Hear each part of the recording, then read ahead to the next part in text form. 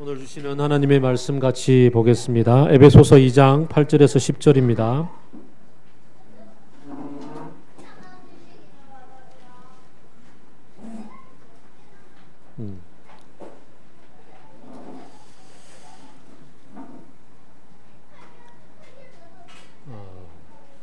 짧으니까 같이 읽도록 합시다. 8, 9, 10절입니다.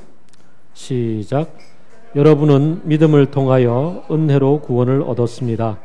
이것은 여러분에게서 난 것이 아니요 하나님의 선물입니다. 행위에서 난 것이 아닙니다. 그러므로 아무도 자랑할 수 없습니다. 우리는 하나님의 작품입니다. 선한 일을 하게 하시려고 하나님께서 그리스도 예수 안에서 우리를 만드셨습니다. 하나님께서 이렇게 미리 준비하신 것은 우리가 선한 일을 하며 살게 하게 하시려는 것입니다. 아멘. 오늘은 우리 교회 새가족 만두 자매인가 형제인가? 자매요 형제요? 잘 모를 것 같아요. 암컷이래요. 자매래요. 만두 자매가 와서 우리 아이들이 조용합니다. 매주 출석할 수 있도록.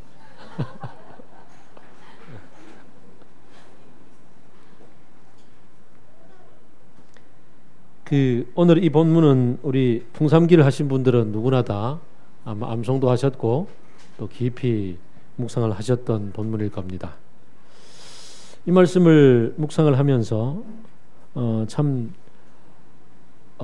여기 적어두었던 것처럼 톰 라이트의 에브리원 주석을 읽으면서 와 그렇구나 하고 제가 굉장히 감동을 받았던 그 인사이트가 있었습니다. 그래서 오늘 말씀은 아마 톰 라이트가 세계 은혜를 끼쳤던 그 인사이트를 중심으로 함께 나누지 않을까 생각이 듭니다. 제가 적어두었던 것처럼 8절 9절을 보게 되면 잘 분석을 하면 이렇습니다. 여러분은 믿음을 통하여 은혜로 구원을 얻었습니다 라고 얘기할 때 김영우 목사님도 얘기를 하셨던 것처럼 믿음이냐 은혜냐 라고 얘기할 때 핵심이 뭐냐, 영어 성경으로 보면 보다 더 분명하게 얘기가 되어져 있죠. 그것은 은혜입니다. 여러분이 구원을 얻은 것은, 그리고 믿음을 통하여 라고 더 붙여져 있죠. 또 이것은 하나님의 선물입니다. 이것은 여러분에게서 난 것이 아닙니다 라고 강조를 하는데, 영어로는 여러분에게 난 것이 아닙니다가 더 많이 앞부분에 와 있어서 강조가 되어져 있습니다. 그리스도인으로 살다 보면 삶이 그리스도인의 연륜이 오래될수록 점점 내 주변에 믿지 않는 사람들의 숫자가 줄어들고, 그래서 믿는 사람들하고 교제권이 더 이렇게 많아지면서 믿지 않는 사람들이 살아가고 있는 세계가 좀 멀리 느껴지고 전혀 다른 세계처럼 느껴지고, 그래서 그냥 그렇게 되다 보면 어느 순간인가 너희와 나 이렇게 그룹대 나 이렇게 나누어져 버리는, 그래서 저들과 우리 이렇게 구별되어지는 듯한 그런 생각들을 많이 하게 됩니다. 범주가 정해지는 거죠. 그러다 보면은 그 구원을 받은 내 세계가 진리의 세계이고 이것이 핵심이기 때문에 너희들에 비해서 내가 옳은 길을 가고 있고 너희에 비해서 내가 좀 더 정당하게 잘 사는 것 같고, 좀 그런 얘기들을 은연중에 내가 하게 되는 것을 보게 됩니다.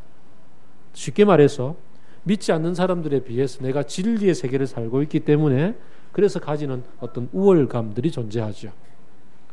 복음을 전해야 된다든가 혹은 믿지 않는 사람들이 어떤 얘기를 들을 때 나도 모르는 사이에 무의식 속에서 그 얘기는 말이야 예수님을 만나면 해결돼 라고 얘기를 해주고 싶고, 너는 그 길을 모르지 라고 그렇게 얘기하고 싶은, 어떻게 보면 당연한데 어떻게 보면 약간 우월감을 가진, 그래서 그게 우월감인지도 모른 채 그렇게 살아가는 나 자신을 만날 때가 있습니다.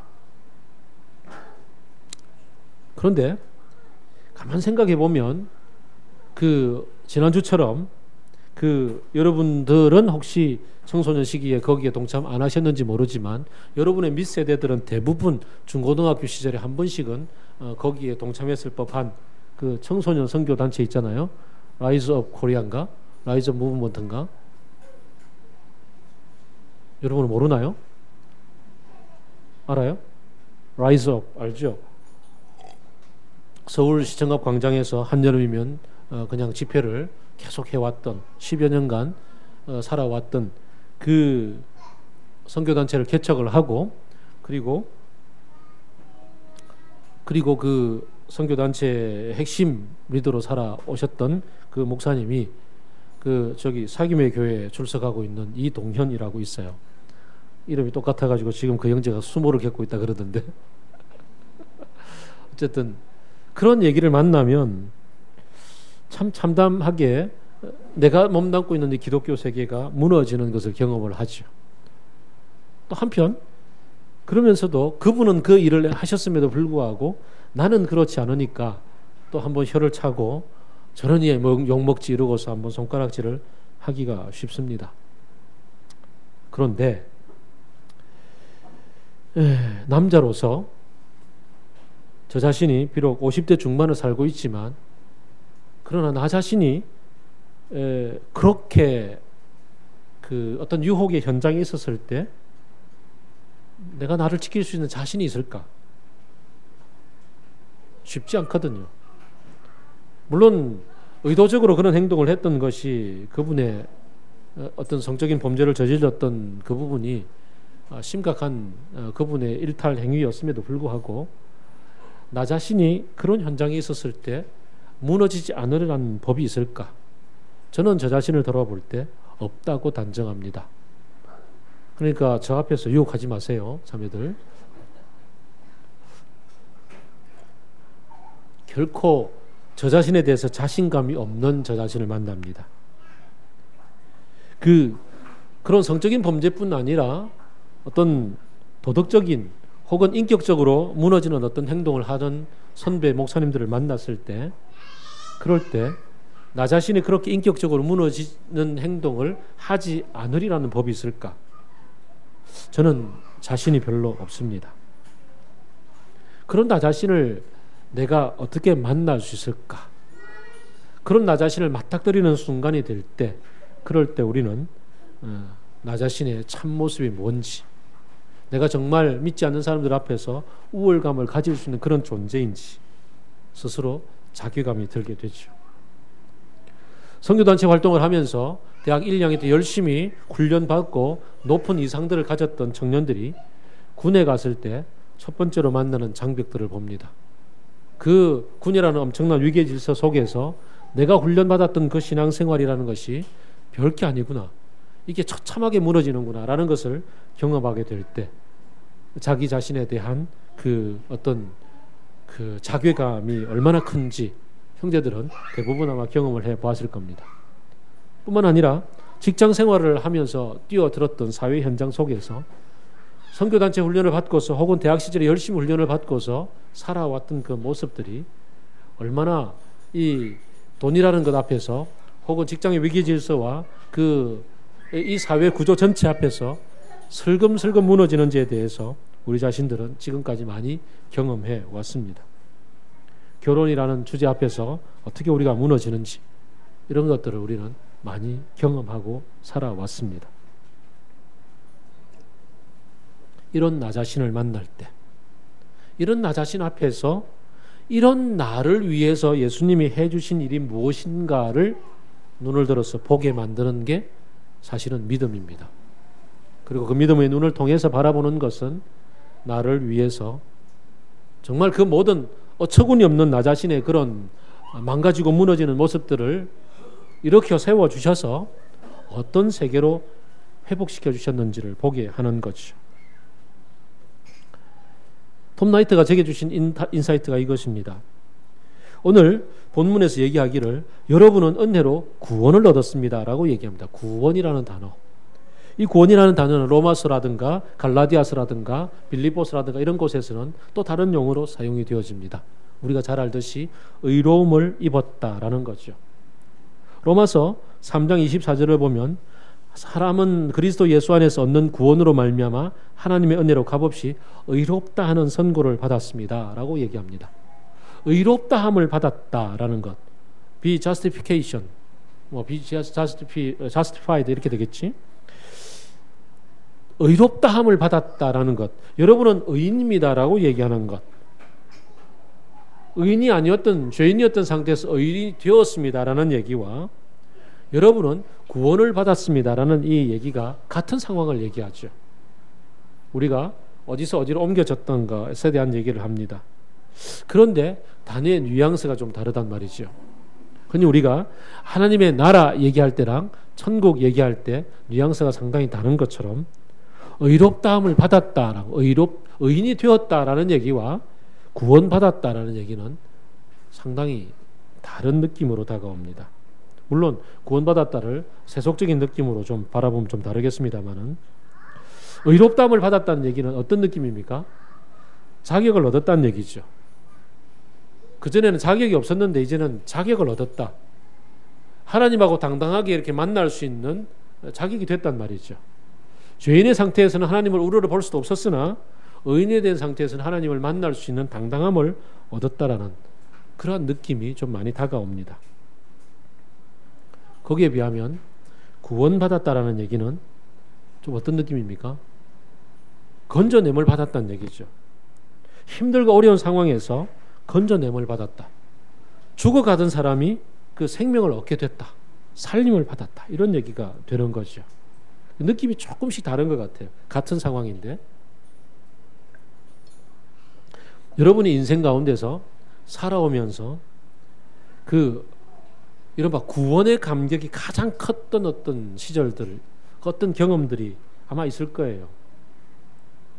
저는 그 참 말씀을 드리기에 참 애매합니다만 제가 가장 크게 기뻐했던 구원의 경험 중에 하나가 어떤 거였냐면 이런 겁니다.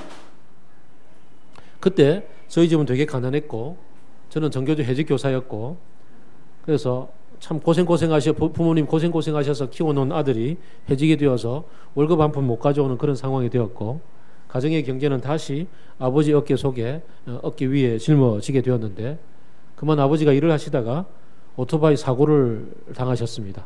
병원에 누워 계시는 상황이 되었는데 치료비가 이제 눈더미처럼 쌓이는데 병원에서는 오토바이 사고라고 해서 이것은 교통사고다.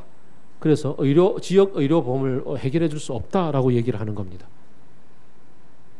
의보가 되지 않으면 이 엄청난 교통사고의 이 치료비를 어떻게 감당을 합니까?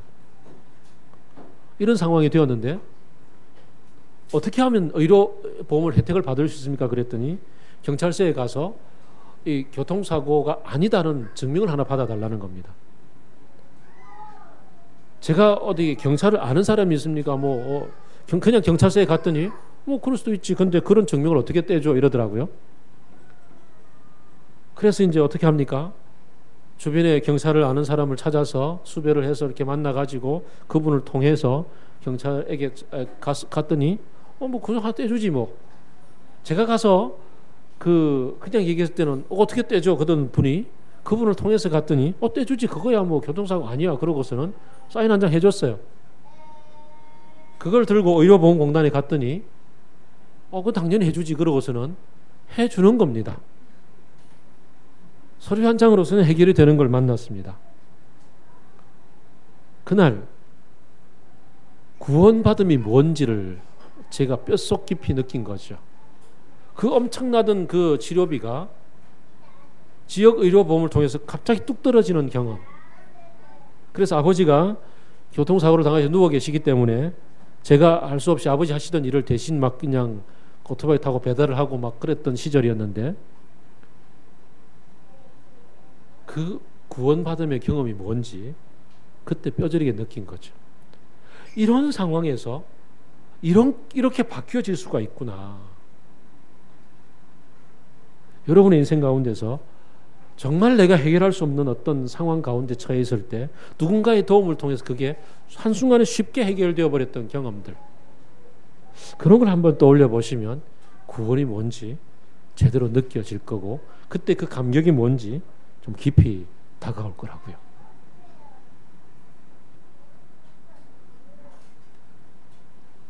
저는 신대원 시절에 교수님 한 분을 참 존경하는데요. 이 교수님이 이 보수적인 교단 속에서 그 그리스도인의 삶은 사회적 정의를 함께 외치고 살아가야 된다는 것을 가르치시고 주장하셨던 교수님이셨어요. 굉장히 그것만 해도 전교조 해직교사 출신으로서 신대원을 갔던 저로서는 굉장히 그분을 존경하지 않을 수 없는 상황이 된 거죠. 근데 그분이 그만 그 삶의 현장 속에서는 굉장히 부잣집 귀공자로 자랐기 때문에 사람들의 마음을 얻고 이 가난한 사람들의 마음, 어려움에 처해 있는 사람들의 마음을 토닥토닥 해주는 걸 잘 못해요. 이렇게 말씀을 통해서 원리적으로 이거야 라고 외치고 얘기는 할 수 있었고 그것만 해도 참 시원했는데 가까이 만나보면 가까이 만나본 사람일수록 다 실망하시는 분이셨어요. 참 안타까웠어요. 여기서 참 많은 사람을 놓치고 있구나라는 부분이 참 친구 될 사람들을 동지를 많이 잃어버리구나라는 것이 참 많이 안타까웠어요. 근데 그분이 인생을 사시다가 어느 인생의 순간에 그만 큰 병을 얻게 되었어요. 암이라는 병을 얻게 되었고 이 암 치료 과정 속에서 수술을 여러 번 하고 그 가운데서 병상에서 그분의 인격이 굉장히 깊이 있게 바뀌었고 굉장히 성숙한 것을 경험하게 되었어요. 그래서 요즘은 그분을 만나면 사람들이 이 사람이 달라졌다고 얘기한대요. 그 달라진 이후에 저의 모습은 그 모습은 제가 보지를 못했는데 달라지기 전에 저는 그분과 함께 2년 반 동안 약 3년 동안 같은 교회에서 신앙생활을 했었더랬거든요. 그때 가까이 보았던 그분의 모습하고 지금은 굉장히 달라져 있다고 사람들이 증언을 해줘요. 내가 내 힘으로 어떻게 할 수 없는 상황 가운데서 누군가의 도움을 절실히 경험하게 되었을 그때 그 살아남의 경험을 하게 되었을 때 그것을 우리는 구원받았다고 얘기를 하죠. 그때 어떤 감격이 밀려오는지 그거를 예수님을 만났을 때 경험하게 되는 거죠. 예수님을 만났을 때 이걸 실존적으로 경험하지 못한 사람은 이 구원받았다라는 감격보다는 의인됨의 당당함이 더 많이 내게 다가오고 그래서 더 어깨 펴고 살아갈는지는 모르지만 건져냄을 받았을 때 그 기쁨 때문에 살아가는 그 다음의 시절의 어떤 힘들을 잘 못 느끼는 것 같습니다. 누가복음 7장 36절부터 보게 되면 아주 대조적인 두 사람이 나옵니다. 한 바리새인이 그가 추구해왔던 율법의 길들을 걸어가다가 예수님을 만났습니다. 그러고서는 예수님이 제시하시고 해석해 주시는 이 율법 해석이 너무나 탁월하고 너무나 이것이 새로운 해석이었기 때문에 그가 개심을 합니다. 개종을 합니다. 그래 이 길이야. 난 예수님의 제자가 될래. 그래서 예수님을 따라 살기로 하고 예수님을 집으로 초대했습니다. 함께 식사하기로 한 거죠. 그의 이름은 시몬입니다. 그는 지금까지 살아왔던 길도 의인으로서 당당하게 살아온 길이었습니다. 율법을 어긴 적도 없었고 율법을 지키기 위해서 애를 썼었고 율법을 어기는 저 사람들과는 다른 삶을 살아온 사람이었습니다. 그랬던 그가 뭔가 좀 막힘이 있었던 그 상황 가운데 예수님을 통해서 뚫림을 얻었고 그래서 새로운 율법의 해석의 길을 얻게 되고 하나님의 나라의 길을 가겠다고 결심을 했단 말이죠. 그것만 해도 대단한 거죠. 엄청난 인생의 변화를 겪었습니다. 그리고는 그가 예수님을 초대해서 잔치를 하게 되었는데 그 잔치의 자리에 한 여자가 몰래 찾아왔는지 어떻게 찾아왔는지 와서는 예수님의 뒤에서 눈물로 하염없이 예수님의 발을 씻고 있었습니다. 그리고는 머리털로 그 발을 막 닦은 거죠. 여인의 머리털이 얼마나 귀한가요? 지금 우리 성은자매나 소영자매가 자신의 긴 머리칼로 저의 발을 닦고 있다고 생각해요.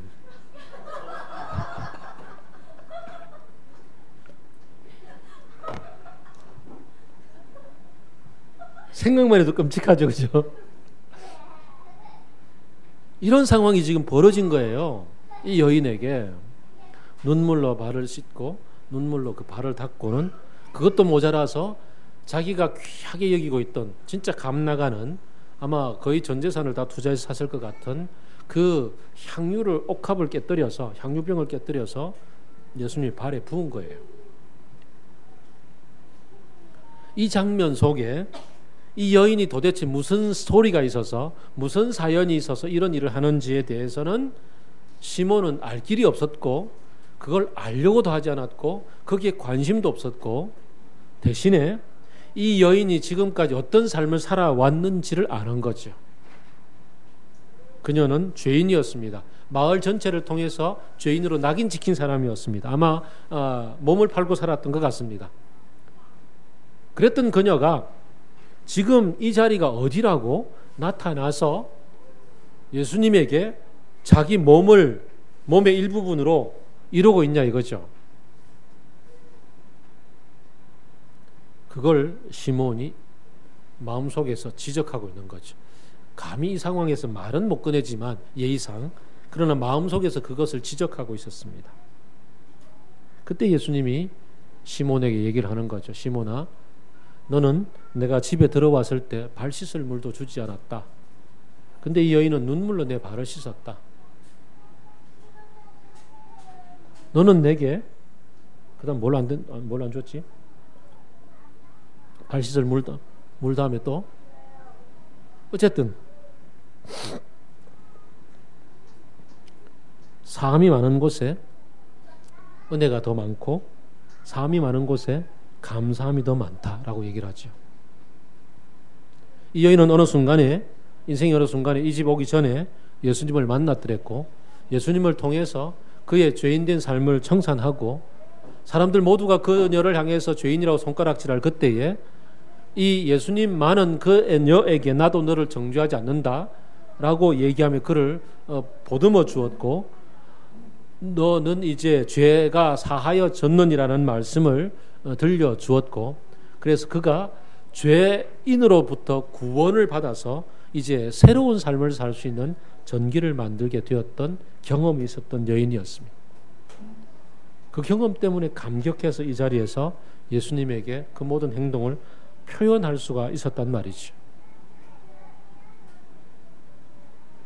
저는 그 라이즈업의 그 이동현 목사님의 그 얘기를 듣고서 처음에는 참 손가락질을 열심히 많이 했습니다만 이내 돌이켜서 그럼에도 불구하고 그가 취하고 있는 일주일간에 했던 행동들 점점 바뀌어 가고 있는 행동들 앞으로 더 어떻게 바뀔지는 모르겠습니다만은 그리고 그가 또 그 전 모씨처럼 그렇게 되지 않으리라는 법이 없을지는 몰라도 전 모씨처럼의 길을 가지 않고 좀 회개의 길을 걸어서 좀 정상적인 길을 걸어서 주님 앞에서 다시 회복할 수 있는 그런 은혜를 누렸으면 좋겠다는 소망을 가지고 그 뒤를 지켜보고 마음속으로 기도하게 되었습니다. 저도 어쩌면 그럴 수 있는 남자이기 때문에 저도 야동을 보면 갑자기 눈이 막 이렇게 커지는 그런 남자이기 때문에 그렇기 때문에 저 자신의 인격이 그렇게 무너지지 않으리라는 법이 없는 것을 잘 알기 때문에 그가 동정이 되어졌습니다. 그러면서 저 자신의 성격과 기질이 어떠한 존재였는지를 알기 때문에 제가 아내와 사귀면서 살아오는 수많은 세월 동안에 얼마나 자주 얼마나 많이 얼토당토하는 상황 가운데서 버럭을 많이 했는지를 잘 알기 때문에 그런 저 자신을 주님이 거기에서 구원해 주셨다는 걸 알기 때문에 저는 그 목사 안수를 받기 직전에 그 상황 속에서 그 크리스마스 그 성탄 전야 예배를 드리러 가다가 교회 앞에서 주차를 하는데 그 살짝 그 뒤에랑 이렇게 뭔가 약간 접촉 사고가 일어난 상황에서 그 주인이 얼토당토 않는 그 요구를 할 때 그때 제 마음에 그것이 타당하지 않다는 것 때문에 그 교회 앞인데도 불구하고 그 분노를 참지 못하고 버럭하고 소리를 질렀던 저 자신의 과거를 알기 때문에 없는 형편에 삼겹살 한번 구워 먹자고 삼겹살 사서 집에서 구웠는데 삼겹살의 90%가 비계라는 사실을 발견하고 그 구운 고기를 들고 고깃집에 가서 이거 이럴 수 있느냐고 항변했던 저 자신의 그 버럭하는 성질을 알기 때문에 목사 사택에 살고 있는 사람인데도 불구하고 사택에 살고 있는 그 교육자라는 사실임에도 불구하고 바로 앞집에 있는 고깃집에 그렇게 들고 가서 항변을 했던 저 자신의 성격을 알고 있기 때문에 그런 나 자신을 하나님이 그럼에도 불구하고 구원해 주셔서 그런 성격에서 건져 주셔서 그나마 지금 이 나이에 그래도 조금은 버럭이 좀 줄어들고 그런 나 자신과 25년 정도 되도록 같이 살아주는 아내가 있다는 사실에 그 구원함의 은혜가 무엇인지를 경험하고 있단 말이죠. 오늘 저녁은 반찬이 달라질 줄로 믿습니다. 이런 얘기하면.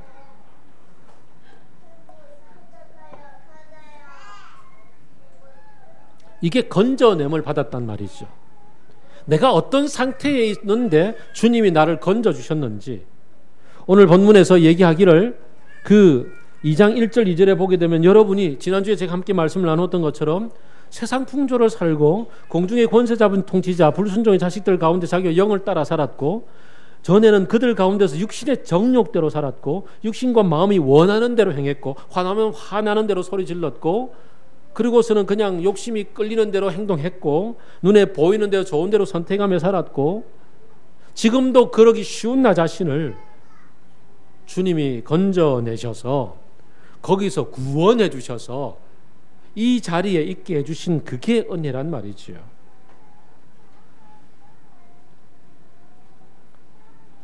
이 구원의 은혜. 이건 내가 어떤 자격이 있어서가 아니라 이런 나 자신을 주님이 살찌고 피 흘리셔서 죽기까지 내어주시며 나를 건져내셨다라는 사실이 내 속에 감격으로 다가오면 좀 사람이 달라지지 않겠습니까? 저는 가난한 시절을 살았던 삶이기 때문에 이렇게 매주 오는 이 천사분들을 박대하고 싶은 심정이 없어요. 어떻게 하든지 뭐 고기라도 저 나중에 반찬이 나오면 하나를 더 싸서 드리고 싶고 어떤 교회는 500원 드린다 하지만 그래도 나는 꼬깃꼬깃 펼쳐가지고 주일마다 1,000원짜리 2개 준비해서 드리고 그런단 말이죠.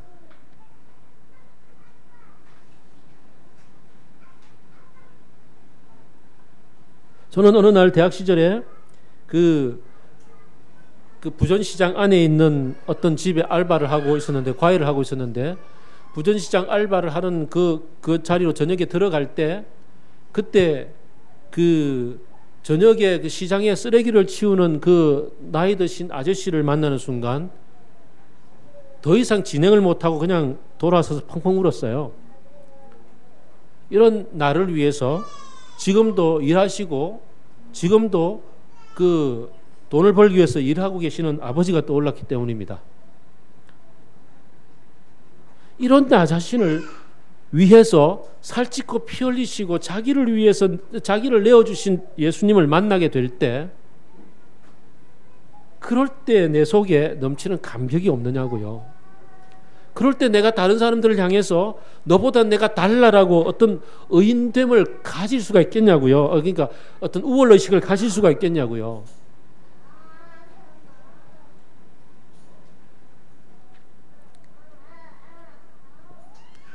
오늘 본문에서 하는 얘기가 그 얘기입니다. 그리고 그것을 알아차릴 수 있는 게 바로 우리 믿음의 눈이라고요. 주님이 믿음의 눈을 열어주셔서 우리의 나됨의 어떤 현실을 직시할 수 있도록 바라보게 만드시고 그런 나를 어떻게 건져주셨는지 보게 만드시는 게 바로 믿음의 눈이라고요. 그 믿음의 눈이 열려서 주님이 하신 일을 보게 될 때 그게 은혜라는 사실을 알게 되고 그게 감격스러워서 그 다음 일을 하게 되는 거죠. 그 다음 일이 무엇인가요? 지금 내가 선 자리를 보게 되는 거죠. 10절입니다. 10절.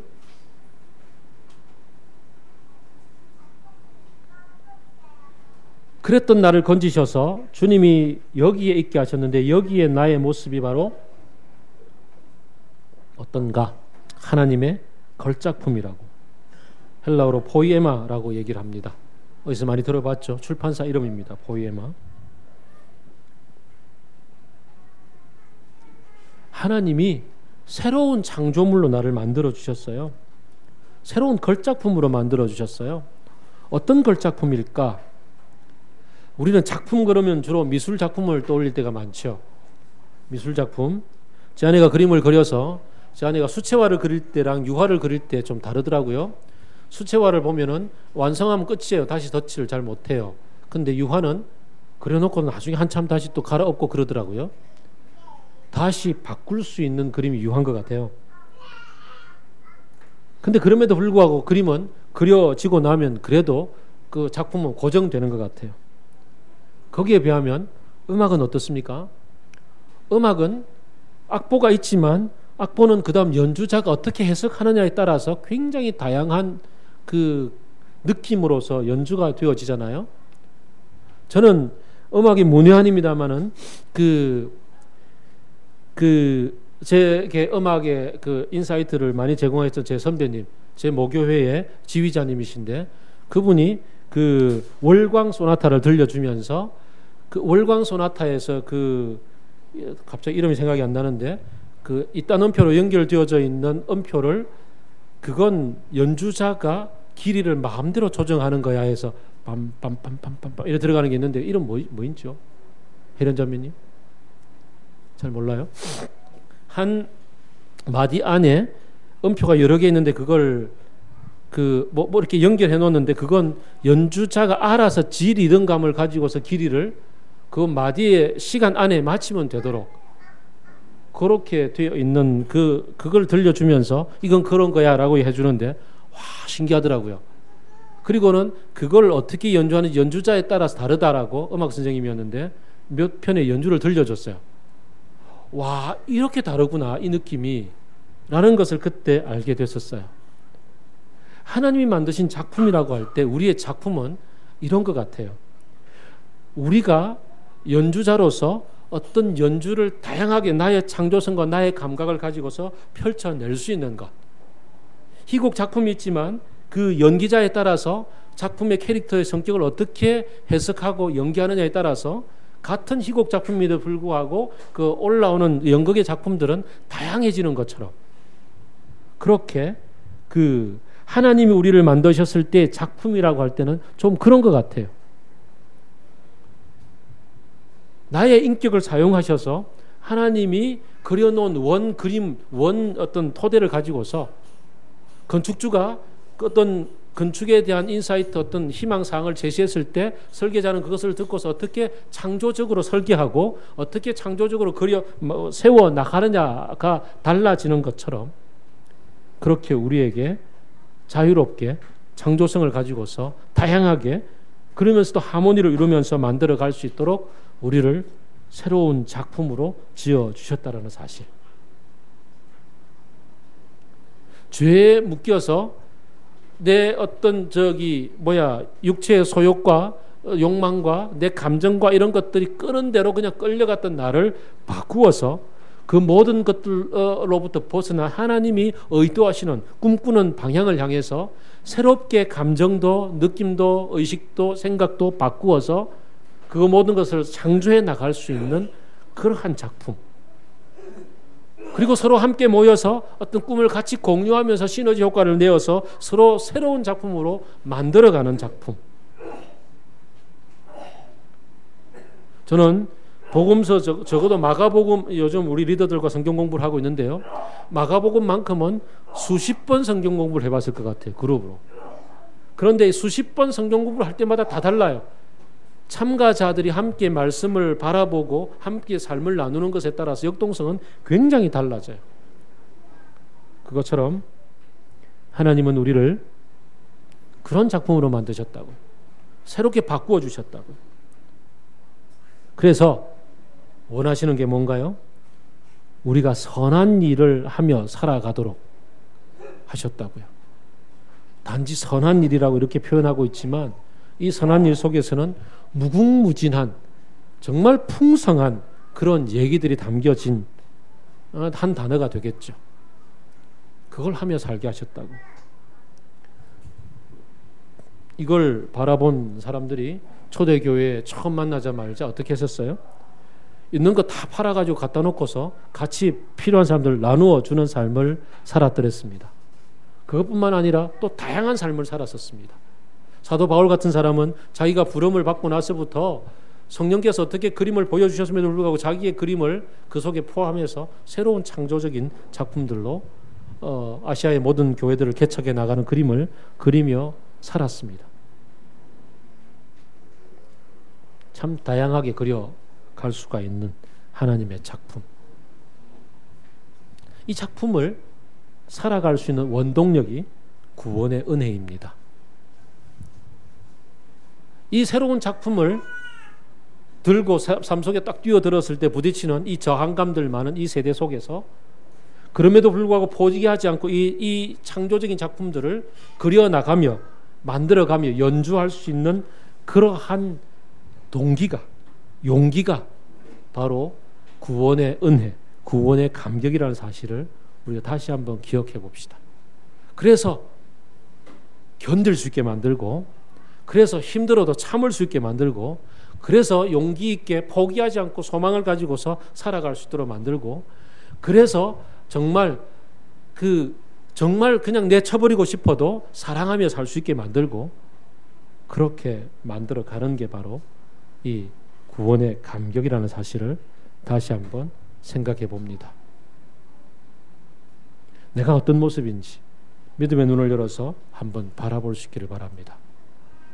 그러면 이런 나와 같이 살아주는 아내와 남편이 고맙고 감사하고 감격스러울 거고, 이런 나를 잘 품어주고 보듬어준 부모님이 감사할 거고, 이런 나를 여태껏 참 내 자녀라고 새로운 작품이라고 인정해주고 세워가고 계시는 예수님이 감사할 거라고요.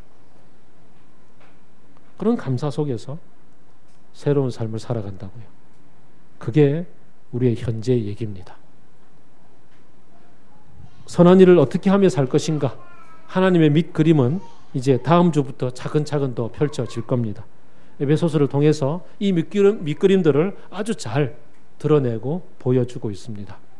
앞으로 펼쳐지는 이 밑그림들을 통해서 우리가 함께 더불어서 어떻게 창조적으로 그림을 그리며 살 것인가 기대해 보시고요.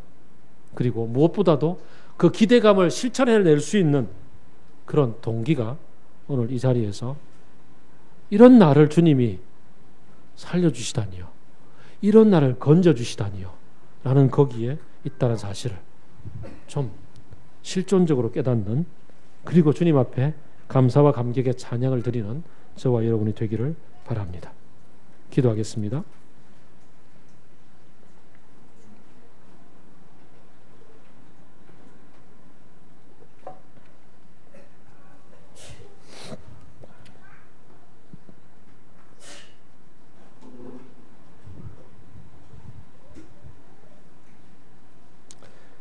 멀리 갈 것 없이 지난 주 동안에 아무도 없을 때 난 무슨 짓을 하고 살았는지를 한번 떠올려 봅시다.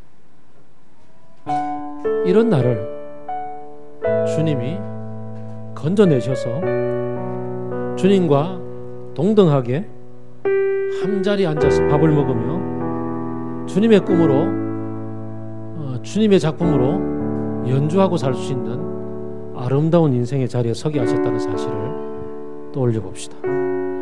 그래서 용기를 내어서 주님의 작품답게 살아갈 수 있도록 내가 다시 이 자리에 선 은혜에 감사합니다. 실패도 불구하고 정죄하지 않으시고 다시 나를 이렇게 세워주신 그게 감사합니다라고, 그렇게 향유를 붓는 여인처럼 감사함으로 이번 주를 살겠다고 주님 앞에 고백하는 기도를 드리겠습니다.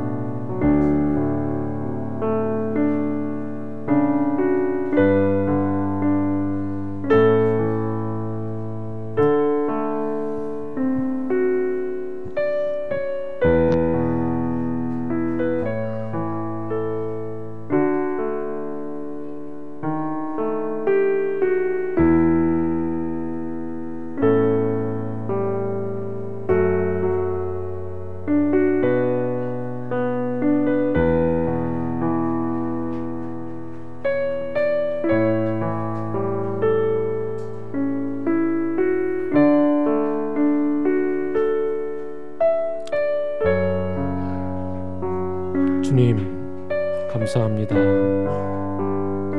그저 고마울 따름입니다. 그저 감격스러울 따름입니다.